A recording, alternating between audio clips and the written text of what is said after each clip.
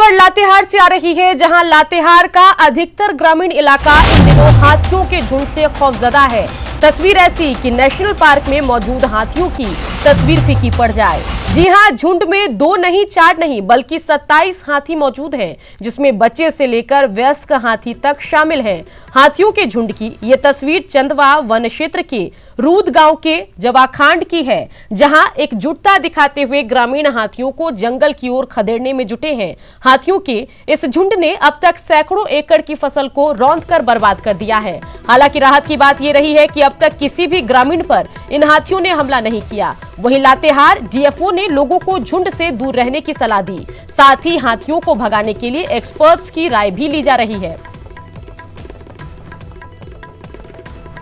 विकास हमारे संवाददाता इसी खबर पर ज्यादा जानकारी के साथ फोन लाइन से जुड़ गए हैं। विकास, लातेहार से एक्सक्लूसिव तस्वीरें हम देख रहे हैं, जहां 27 की संख्या में हाथी झुंड बनाकर घूम रहे हैं, फसलों को बर्बाद भी कर रहे हैं। क्या कुछ पूरा मामला है और ग्रामीण और वन विभाग के लोग मिलकर क्या इसका सोल्यूशन निकालने की कोशिश करेंगे?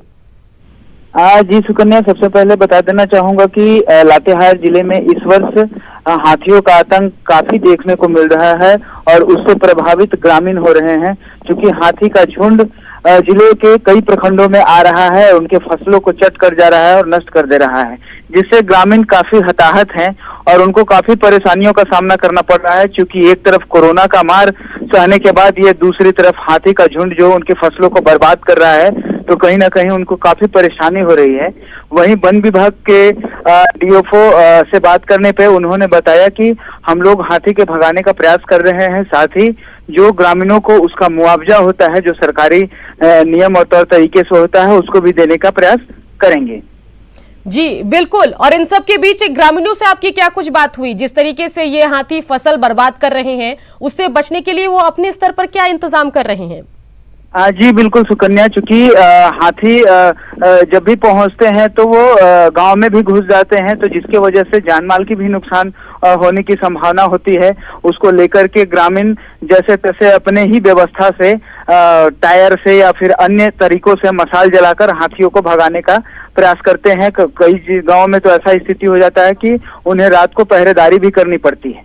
चलिए, नजर बना के रखिए। तमाम जानकारी के लिए आपका शुक्रिया विकास। बढ़ते आगे बात करते हैं गोड्डा की, जहां से बड़ी खबर आ रही है, जहां सैलून हत्याकांड का वीडियो वायरल है। गोली लगने के बाद पीड़ित निरंजन आधे घंटे तक भटकता रहा। जानकारी देने के बाद भी एम्बुलेंस मौके पर नहीं पहुंची और इलाज में देरी से उसकी मौत हुई। वहीं तस्वीरों में घायल के पास एक पुलिसकर्मी भी दिख रहा है, लेकिन उसने भी कोई मदद नहीं की। ऐसे में अब पुलिस विभाग के साथ स्वास्थ्य महकमे की लापरवाही पर भी सवाल उठ रहे हैं। बता दें कि 30 सितंबर को सैलून में गोलीबारी हुई थी, जिसमें सैलून संचालक समेत 2 लोगों की मौत हो गई। पुलिस ने बांका से 2 अपराधियों को गिरफ्तार कर लिया है। सामने से बम भी पटका गया, मैं सामने से आ रहा था अभी। तो तस्वीर आपने देखी, अब कुछ सवाल उठने लाजमी है। वो सवाल क्या कुछ है वो जरा आप देखिए। निरंजन को क्यों नहीं मिली समय पर मदद? एम्बुलेंस को कॉल किया गया, पुलिस वहां पर मौजूद थी, लेकिन मदद के लिए कोई क्यों नहीं पहुंचा? मौके पर मौजूद पुलिसकर्मी लापरवाह क्यों बने हुए थे? और सूचना लगातार देने के बाद भी एम्बुलेंस राहत के लिए क्यों नहीं पहुंची? आखिर इस मौत का जिम्मेदार कौन है, सिस्टम या समाज? और इस दरमियान जब घायल कराहता रहा, मदद के लिए हाथ हिलाता रहा, आसपास के लोग मदद के लिए क्यों नहीं आए? जो लोग वीडियो बनाने में जुटे थे, क्या उनको ये पता नहीं है कि वीडियो बनाने से ज्यादा जरूरी है कि इस व्यक्ति की मदद की जाए?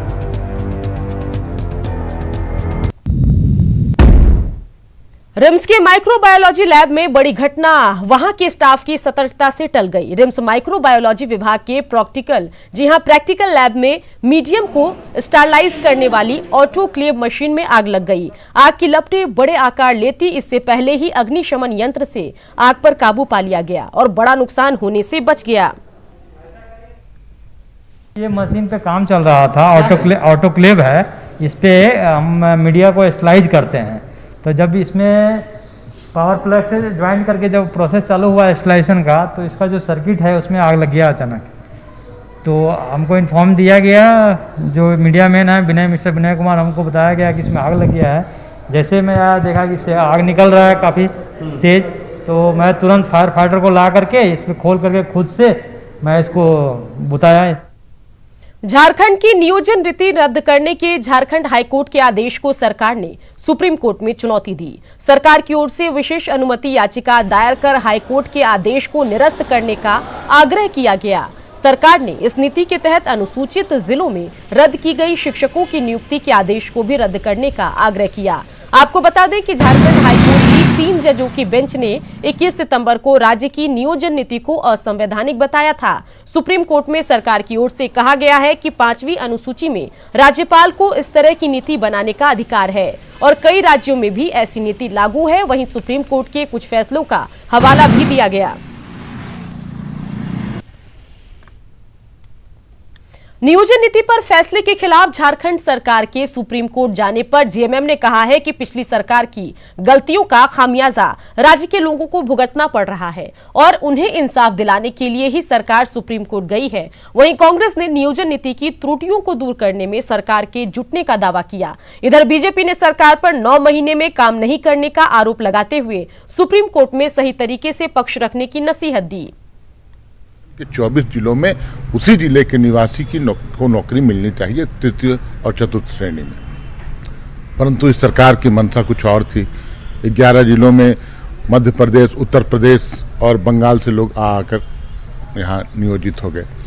तो हमारी जो इच्छा थी, अब 13 जिलों की अलग स्थिति थी।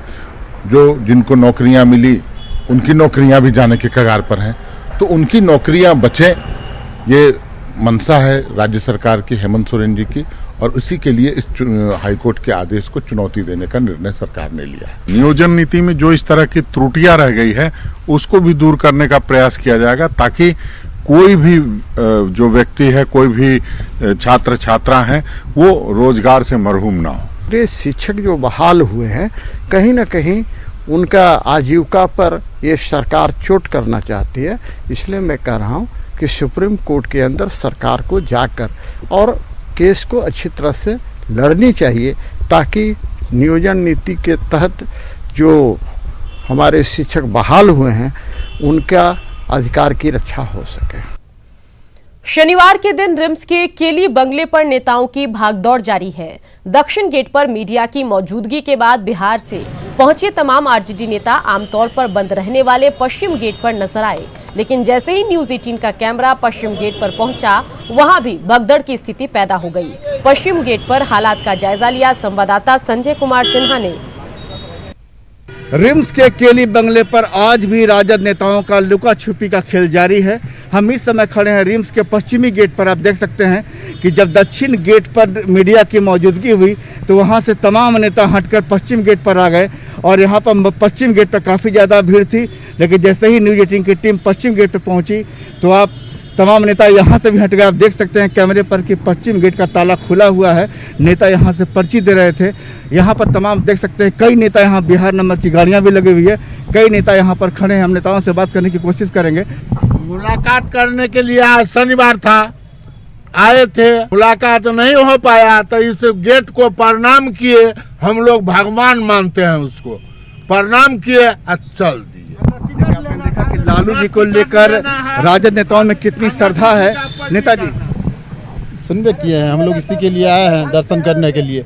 नहीं मिला तो बस अब यहाँ से हम लोग प्रणाम करके जा रहे हैं। चलिए, प्रणाम करके निकल रहे हैं नेताजी। ऐसे आज शनिवार का दिन था, मुलाकात का दिन था। नेताजी क्या कहेंगे? हम लोग सुने हैं कि गरीबों की मसीहा आए थे एम्स में इलाज कराने, तो देखें मालूम हुआ है गरीबों की मसीहा यहाँ पर है, तो थोड़ा सा देख लेते, लेकिन ऐसा तो कोई दर्शन लाभ लेना, दर्शन लाभ चंदन किए चलते बड़े बंधन हुआ। वही बात हो पाया। हमारे भगवान हैं, उस भगवान को दर्शन के लिए आए थे, समझे ना। जो सामंती सोच विचारधारा के लोग जेल में बंद किए। मतलब साफ है कि दक्षिण गेट पर अगर लालू जी का दर्शन नहीं हो पाया तो पलायन पश्चिम गेट की तरफ हो गया, लेकिन प्रयास जारी है। यहाँ पर कुछ और नेता हम बात करने की कोशिश करेंगे। जैसे जैसे हम जा रहे हैं देख सकते हैं नेता हमसे कैसे दूर जा रहे हैं। नेताजी क्या मुलाकात हुई? नहीं। नेताजी मुलाकात हुई? हम लोग इलाज करवाने आए थे, आप लोग काले तंग करते हैं, पागल बना दीजिए। हम लोग इलाज करवाने आए थे, तो कैसे मुलाकात करना है? नहीं, आप नेता नहीं, हमको हम पेशेंट है, हम इलाज करवाने आए, देखे ठंडा वृक्ष है तो खड़ा हो गए। बहुत अच्छा ऐसा आपने कहा कि सबको पागल बना दीजिएगा। हम लोग पागल नहीं बना रहे हैं बल्कि अपनी जिम्मेदारी निभा रहे हैं। और यहाँ पर आप देख सकते हैं कि किस तरह राजद नेताओं की भीड़ है, सुबह से ही भीड़ है और मुलाकात आ चुकी। महागठबंधन के तहत सीट शेयरिंग का ऐलान भी होना है, लिहाजा बेचैनी और बेसब्री इस बात को लेकर भी है और घोषणा का फिलहाल राजद नेताओं को इंतजार है कि आखिर उनके भाग्य में टिकट को लेकर क्या लिखा है। कैमरामैन राजीव के साथ संजय कुमार सिन्हा, न्यूज 18 रांची। अनलॉक 5 के तहत केंद्र सरकार के साथ झारखंड सरकार ने भी कई अहम फैसले लिए हैं। इसी कड़ी में 8 अक्टूबर से 8 अक्टूबर से आवश्यक सावधानियों के साथ सभी धार्मिक स्थलों को श्रद्धालुओं के लिए खोलने का फैसला लिया गया। सरकार के इस फैसले का देवघर में बाबा मंदिर के पुरोहित सहित व्यावसायिक वर्ग और आम लोगों ने स्वागत किया। वहीं 8 अक्टूबर से सभी श्रद्धालुओं के लिए मंदिर खोले जाने को लेकर संशय बरकरार है। उपायुक्त ने बताया कि सरकार जल्द ही इस दिशा में अपनी स्थिति स्पष्ट कर देगी। अगर 8 अक्टूबर से सभी के लिए मंदिर खुल जाता है तो बाबा धाम में व्यावसायिक गतिविधियां फिर से पटरी पर लौटने की उम्मीद जगी है। तो चाहते हैं जो जैसे सब तीर्थ में अब यात्रियों के लिए खोल दिया गया है। उत्तराखंड में देखे पूरा केदारनाथ जी में भी दर्शन भारतीय लोग दर्शन कर रहे हैं, जगन्नाथपुरी में भी दर्शन कर रहे हैं। उसी तरह यहाँ तीर्थ यात्री लोग बहुत दिन से यहाँ के लिए पूजा के लिए तरस रहे हैं। नियम के अनुसार यात्रियों को सुविधा को देखते हुए पूजा जो है प्रारंभ होना चाहिए। वो मंदिर सरकार का ऐसा मंदिर तो खुला ही हुआ है ऑलरेडी। सरकार कुछ हो सकता है उसमें नई गाइडलाइन के साथ मंदिर, हर मंदिर के बारे में नई गाइडलाइन लेके आती है। 8 तारीख से अभी तक उहापोह की स्थिति में है कि क्या? अभी उहापोह की कोई स्थिति नहीं है। 8 तारीख के बाद सरकार नई दिशा निर्देश के साथ मंदिरों को खोलने के लिए आगे आएगी। आज से राजधानी रांची के हटिया ग्रिड 1 में 50 MVA ट्रांसफार्मर को अपग्रेड करने का काम किया जा रहा है, जिसकी वजह से रांची और उसके आसपास के ग्रामीण इलाकों में बिजली आपूर्ति प्रभावित होगी। बिजली विभाग ने मरम्मती कार्य के लिए कल रात 10 बजे तक शटडाउन लिया है। हटिया ग्रिड में चल रहे अपग्रेडेशन काम का जायजा लिया संवाददाता भुवन किशोर झा ने। हटिया ग्रिड 1 में पावर सब स्टेशन जो है उसमें ट्रांसफार्मर का अपग्रेडेशन का काम चल रहा है। हमारे साथ हैं सीधे यहाँ के जो इंचार्ज हैं SDO, उनसे हम सीधे बात करते हैं कि ये जो काम चल रहा है, आज सुबह 8 बजे से आप लोगों ने शटडाउन लिया है, कल रात 10 बजे तक ये शटडाउन संभावित है, तो इससे कितना इफेक्टेड होगा और इसका लाभ कितना मिलेगा? इफेक्टेड तो ज़्यादा कुछ है नहीं, 10 मेगावाट का है, रूरल थोड़ा काट रहे हैं, ऑल्टरनेटिव सोर्स भी दे रहे हैं, ठीक है। और इसका फायदा है प्रोटेक्शन सिस्टम में मॉडिफिकेशन हो रहा है, सिस्टम मॉडिफिकेशन है, मोटराइज सिस्टम हो रहा है, कंट्रोल से हम ऑपरेट कर पाएंगे। जो मैनुअल सिस्टम था उसको हटा के हम लोग टोटली मोटराइज सिस्टम में आ रहा है, स्काडा सिस्टम में आ रहा है, तो यही मॉडिफिकेशन है। कहा जा रहा है जो ये जो अपग्रेड हो जाएगा तो प्रोटेक्शन बढ़ेगी, यहाँ का जो कंट्रोल रूम जो नया जो शिफ्ट हुआ तो उसमें ये का ये होगा। प्रोटेक्शन मतलब क्या है? जैसे हमको ट्रांसफार्मर सबसे कॉस्टली चीज़ होता है, इसको प्रोटेक्ट करना हम लोग का सबका रिस्पॉन्सिबिलिटी है, तो इसका प्रोटेक्शन के लिए सब मॉडिफिकेशन है। ये एक ट्रांसफार्मर 4 करोड़ का है, एक के चलते पूरा कुछ डैमेज हो जाएगा तो पूरा रांची अफेक्टेड है, ये ना हो इसीलिए मॉडिफिकेशन है। तो ये कब तक चलेगा? ये बारिश नहीं होगा तो कल रात तक हम कर देंगे काम। ये कहा जा रहा है कि कल रात तक ये काम चलेगा, यदि बारिश नहीं होती है तो। यदि बारिश होती है तो थोड़ी सी वक्त जरूर इसमें लगेगी, लेकिन जो लगभग 20 वर्ष पहले ये जो ट्रांसफार्मर जो पुराना लगा था तो उसी को अपग्रेड करके जिससे पावर सप्लाई ठीक ढंग से हो, स्मूथली हो और प्रोटेक्शन पूरी बनी रहे, इसको ध्यान में रख करके ये काम चल रहा है। उम्मीद की जा रही है कि ज़्यादा पावर कट लोगों को नहीं झेलनी पड़ेगी और इसके लिए जो बिजली विभाग ने जो व्यवस्था की है उसमें अल्टरनेटिव व्यवस्था की है, जिससे लोगों को स्मूथली बिजली सप्लाई जो होती रही है वो चीज़ें हो। कैमरा पर्सन केडी के साथ भुवन किशोर झा, न्यूज 18 रांची। इस बीच बड़ी खबर आपको बताएं, जहां झारखंड में महिला उत्पीड़न के लंबित मामलों पर सुप्रीम कोर्ट ने झारखंड से रिपोर्ट मांगा है। झारखंड सरकार को ये बताने को कहा गया है कि राज्य की अदालत में महिला उत्पीड़न के कितने मामले लंबित हैं। वहीं महिलाओं के मामले को त्वरित सुनवाई के लिए बनी फास्ट ट्रैक कोर्ट में मामलों के निपटारे की दर क्या है। इसके साथ ही राज्य की अदालतों में महिलाओं से संबंधित मामलों के स्पीडी ट्रायल के लिए बनी स्पेशल कोर्ट में मामलों के निष्पादन की दर की भी जानकारी मांगी है। सुप्रीम कोर्ट ने महिला उत्पीड़न से संबंधित एक जनहित याचिका पर सुनवाई करते हुए ये जानकारी मांगी है।